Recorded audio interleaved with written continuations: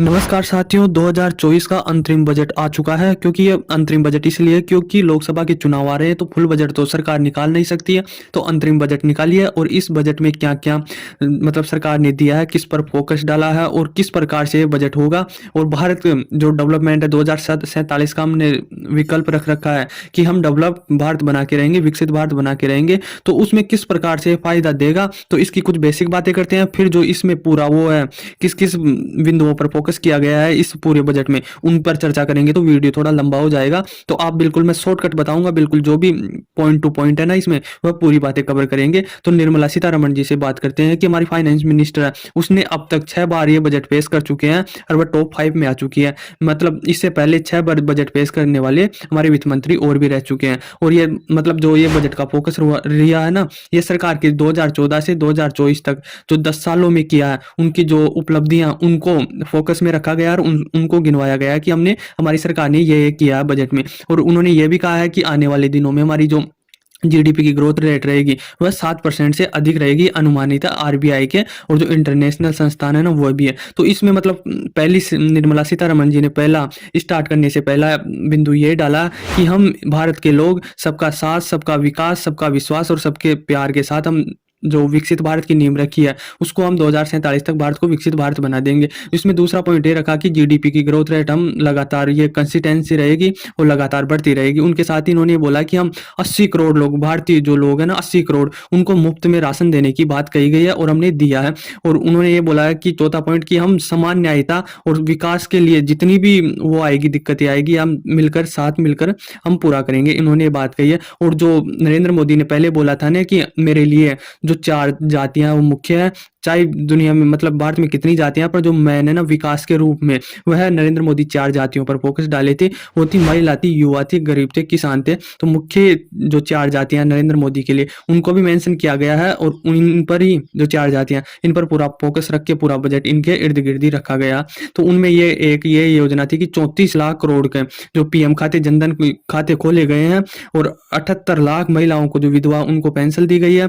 आप पॉइंट गिन लेना, पॉइंट मैं गिनता नहीं जा रहा हूँ, मैं बस आपको बता रहा हूँ कि सरकार ने 2014 से 2024 तक क्या-क्या किया है। पीएम किसान है वह 11.8 करोड़ किसानों को, मतलब जो पीएम किसान निधि की योजना आती है ना, 6,000 आते हैं सालाना के, वह 11.8 करोड़ किसानों को दिया है। 4 करोड़ किसानों को बीमा योजना का लाभ मिला है। इसमें 1361 मंडियों को एक साथ लाने की कोशिश की है भारतीय सरकार द्वारा। और जो 2020 में युवा थी, जो शिक्षा पॉलिसी बदली थी 2020 में, उनका काफ़ी फ़ायदा हुआ है, सरकार का ये कहना है। उसमें से हम 1.4 करोड़ लोगों को स्केल भी किया गया है, जिसमें से 54 लाख को री-स्केलिंग की गई है कि उन्हें पहले स्केल आती थी, पर उन्हें कुछ बेहतर और कुछ अच्छे तरीके से सिखाने के बाद में ये डेटा 54 लाख निकल के आया है, जिन्हें री-स्केलिंग की गई है।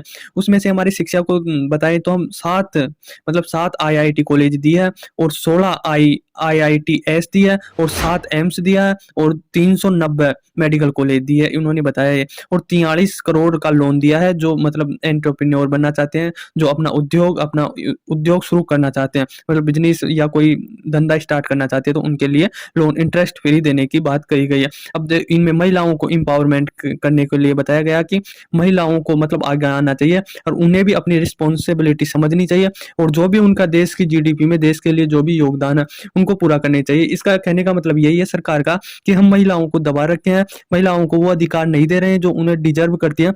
यदि महिलाओं को सही स्थिति मिलेगी और उन्हें माहौल सही मिलेगा और मतलब एम्पावरमेंट करेंगे उन्हें, तो वह मतलब अच्छा रिजल्ट निकाल के देगी और सरकार और देश की जो भी आगे बढ़ने की स्थिति है उसमें अच्छा योगदान देगी महिलाओं को। तो इसीलिए एम्पावरमेंट करने की बात कही गई है। जीडीपी की व्यवस्था और विकास के क्षेत्र में हम बहुत अच्छी तरीके से जा रहे हैं और जो जीडीपी के जिस प्रकार से हम वो मतलब बाँट रखे हैं, भाई इसमें इतना पैसा खर्च होगा, इतना पैसा खर्च होगा, वह एकदम विकास एक तरीके से किया गया। दूसरी बात ये कही गई है कि जो ग्लोबल वॉर चल रही है, आज ये इस देश से युद्ध हो गया, इजराइल हमास से हो गया, यूक्रेन रशिया से हो रखा और कहीं देश लड़ने वाले हैं, तो कहीं फ्रंट खुले हुए हैं विश्व के वॉर में और तीसरे विश्व युद्ध की ओर बढ़ सकती है दुनिया। तो उसी में भी भारत एक अपनी विकास रथ यात्रा को आगे लेके बढ़ रहा है और कोई किसी की दंड-फंद में ना पड़ के दुनियादारी की जो कर रही है वो करने दे। भारत जितनी अपनी ग्रोथ दे रहा है या जितनी भी मतलब आगे बढ़ने की जो अपॉर्चुनिटी हो रही है उसमें आगे बढ़ रहा है और ऐसी फालतू की बातों में नहीं पड़ रहा है, इसको नज़रअंदाज करके चल रहा है और अपना जो जियोपॉलिटिक्स है उसमें मतलब अपना पक्ष मजबूती मजबूती से रख रहा है। और G20 अभी हुआ था, तो G20 एक बहुत बड़ा सम्मेलन था। ये भारत को पहचानने का एक बहुत बड़ा इवेंट था, तो वह भी हमारे देश में सक्सेसफुल हुआ और उससे मतलब विश्व में हमारी बहुत अच्छी इमेज बनी हुई है G20 जो हमें सम्मेलन करवाया गया था अभी।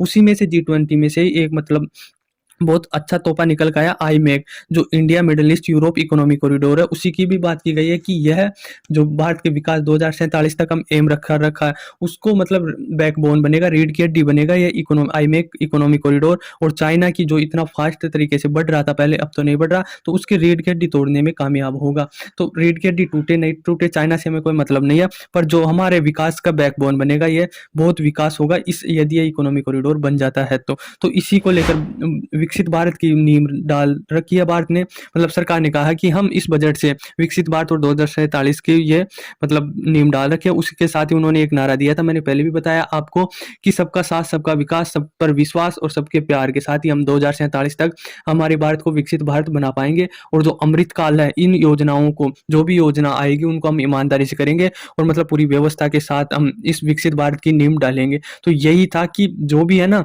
हमारे विकसित भारत में, जो भी भारत का कोना-कोना, उनमें सबका योगदान लेंगे। जो पूर्वी राज्य है हमारे, आसाम, मिज़ोरम और ये जो भी राज्य पूर्वी राज्य हैं, उनको विकास के लिए काफ़ी अहम वो फ़ोकस डाला गया है इसमें, कि हम उनको पीछे नहीं छोड़ सकते और वह भी भारत के विकास में अहम योगदान देंगे। तो उन पर भी काफ़ी ध्यान दिया गया है और उनको खास फ़ोकस में रखा गया कि पूर्वी राज्य, पहले की सरकार इतना विकास नहीं कर पाई इन राज्यों पर, तो हम इनको ऐसे अकेला नहीं छोड़ सकते। तो इस पर भी काफ़ी ध्यान दिया गया है। और जो पीएम आवास योजना है, जो बेघर हो चुके हैं, उनके पास घर नहीं है रहने को, वह फुटपाथ पर सोते हैं, तो उन्हीं में भी भारत सरकार ने बोला है कि जो हम 4 करोड़ पहले बना के रखे थे, पहले आवास बना कर दिए हैं, पीएम आवास योजना से 4 करोड़ मकान बना चुके हैं और हम अब 2 करोड़ मकान और बनाएँगे। और उनके साथ ही उन्होंने ये बोला कि एनर्जी के सेक्टर में यदि सौर रूफटॉप आप यदि सौर ऊर्जा अपनी छत पर लगाते हैं, तो उनको भारत सरकार द्वारा 300 यूनिट बिजली फ्री दी जाएगी। तो ये अच्छी है।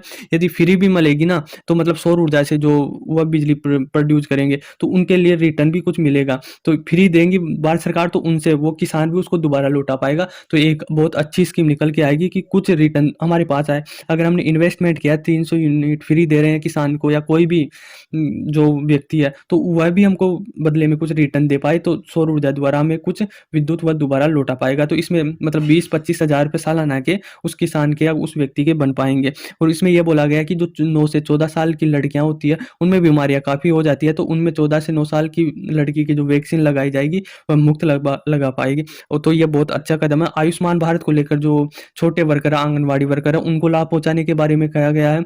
और जो किसानों को लेकर अहम वो किया गया है, ज़्यादा खास किया गया नहीं है। किसानों को थोड़ा और देना चाहिए था। जो नैनो डीएपी है, उसका प्रयोग किया जाएगा। अब देखो नैनो जो डीएपी का कट्टा हुआ है, 1350-1400 रुपए का आता है 50 किलो का, तो ये काफ़ी ज़्यादा महँगा है। तो सरकार को कुछ सब्सिडी देनी चाहिए और इसको सस्ता करना चाहिए, क्योंकि इतनी अफ़ोर्ड नहीं कर पाएगा एक किसान। और यदि उसके पास छोटा किसान है, तो डीएपी उसको ज़रूर आवश्यकता होती है, तो इतना महँगा अफ़ोर्ड नहीं कर पाएगा। तो कुछ सब्सिडी देनी चाहिए थी किसानों को इस मामले में। हो सकता है नैनो डीएपी आ रहा है, तो उसमें कुछ वो कर दें। अब देखो इसके तहत ही हमारे जो आत्मनिर्भर को लेकर है, तो अब भारत सरकार ने बोला कि हमारे जो भी आत्मनिर्भर है, बीज भी हमारे भारत में ही मतलब बनाए जाएँगे।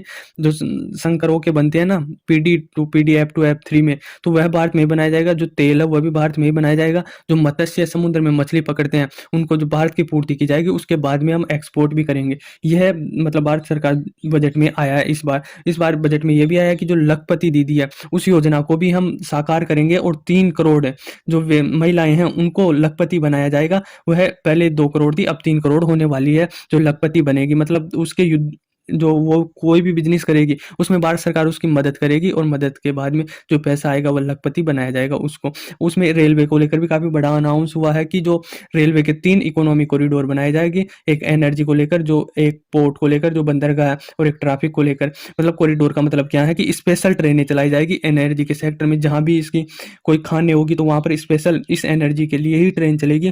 पोर्ट है, तो हम एक्सपोर्ट इम्पोर्ट करते हैं माल ले जाने के लिए, तो रेल द्वारा इनको जोड़ा जाएगा, पोर्ट को जोड़ा जाएगा। जहाँ पर ज़्यादा ट्रैफिक है, ज़्यादा भीड़-भाड़ है, उनके लिए अलग से ट्रेन चलाई जाएगी ताकि भीड़-भाड़ ना हो। तो इस प्रकार से ट्रेन को लेकर भी काफ़ी फैसले लिए गए हैं इस बजट में। अब देखो हवाई अड्डे को भी काफ़ी अहम रोल दिया गया है इसमें।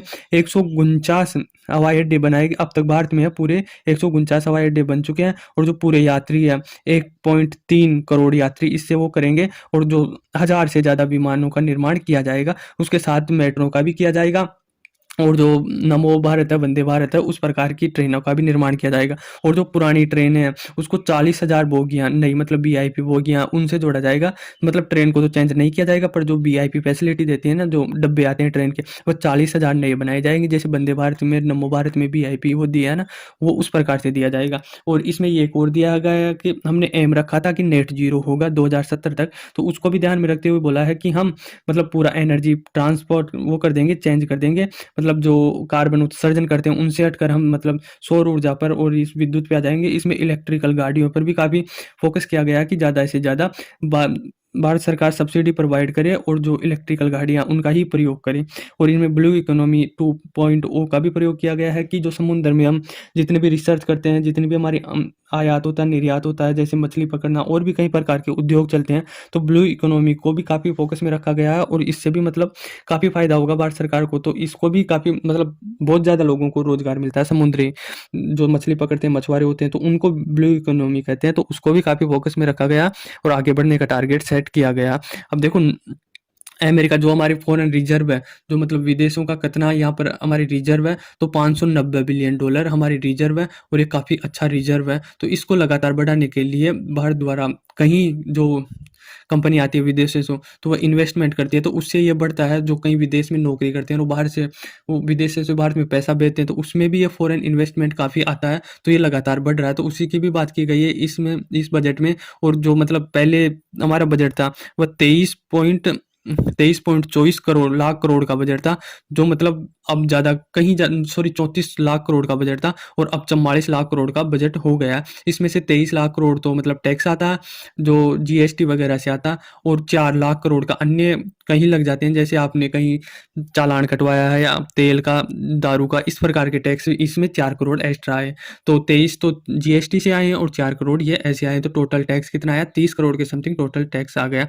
और जो राजगाठा है हमारे, जो कितना घाटा हो चुका है, इकोनॉमी कितनी घाटे में चल रही है, तो भारत ने एम रखा था कि हम मतलब तीसरी होंगे ना, उसमें 4.5 करने का 2026 तक जो टारगेट रखा था ना, जो राजस्व घाटा है उसको मतलब हम 4.5 कर देंगे। तो अभी फिलहाल इसका जो है ना आया है 5.8 रहा है राजस्व घाटा, और हम 2026 तक कम कर देंगे इसको। यह है भारत ने एम रखा है। अब देखो 2024-25 तक तो हमारे 30 लाख थे और अब हमारे 44 लाख हो गए हैं, मतलब 2047 तक काफ़ी आगे बढ़ जाएगा। 2024 में घाटा कितना, अब करंट में इतना घाटा 5.1 लाख करोड़ का घाटा है, और अब 2026 ने हमने एम कितना का रखा है, 4.5 का एम रखा है, तो हम इसको पालेंगे काफ़ी अच्छे तरीके से।